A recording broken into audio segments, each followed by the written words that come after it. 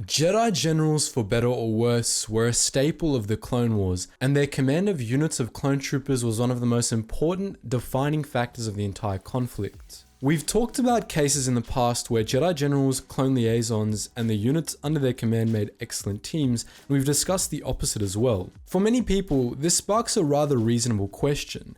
How were clone units assigned to Jedi Generals?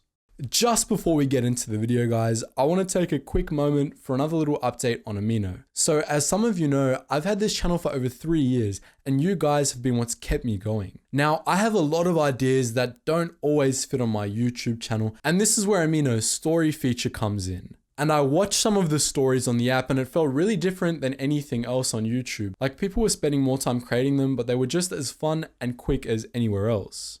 So as stated in the last promotion, Amino did reach out to me and I've decided to join the fun. So make sure you click the link in the description and pinned YouTube comment, or search for Amino apps to download Amino.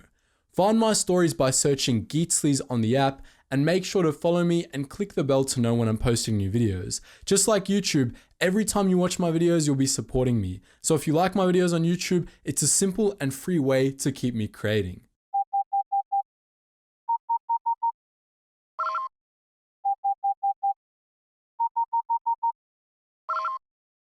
Attention, Sergeant on deck! Many Jedi Generals were matched with units that fit their style.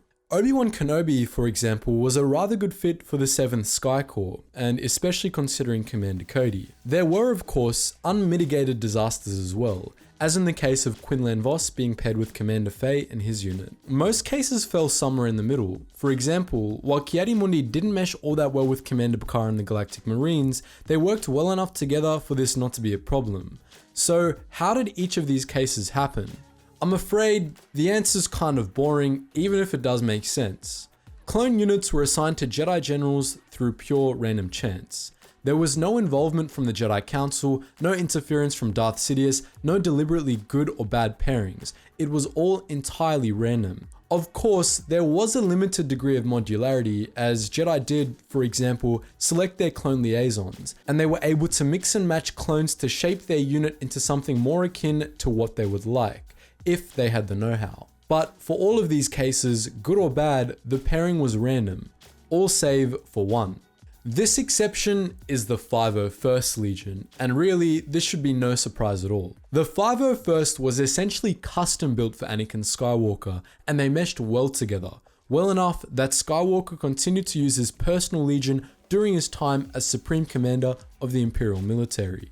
Skywalker's improvisation and unorthodoxy mixed well with the ingenuity and skill of the men under his command, a mix that resulted in a long list of Republic victories over the course of the Clone Wars. This was just how Palpatine intended it.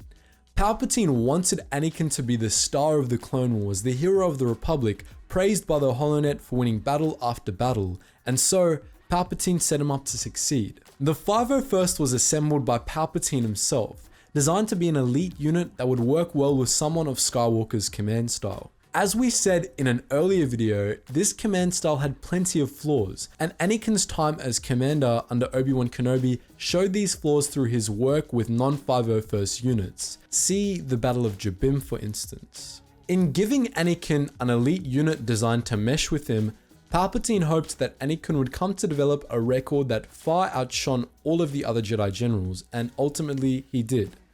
The 501st Legion was integral to the success of Skywalker's strategies, and because of it, he essentially became a folk hero to the loyalists of the galaxy, praised by the adults and treated like a superhero by the children. So that was how Jedi Generals got assigned to clone units. But as per usual, I want to know what you think. Do you think there was some ulterior motive in some of the pairings that just aren't canon, or does this all make sense to you? Feel free to post your thoughts in the comments section below. And as always, just before you go, make sure you check out all the links in the description below. We do have some very interesting things there, and if you want to join the wider Star Wars community on our gaming servers and our Discords, and my second history channel, then make sure you check out all those links in the description below. Anyways guys, as always, thank you so much for watching, and I hope to see you in the next video.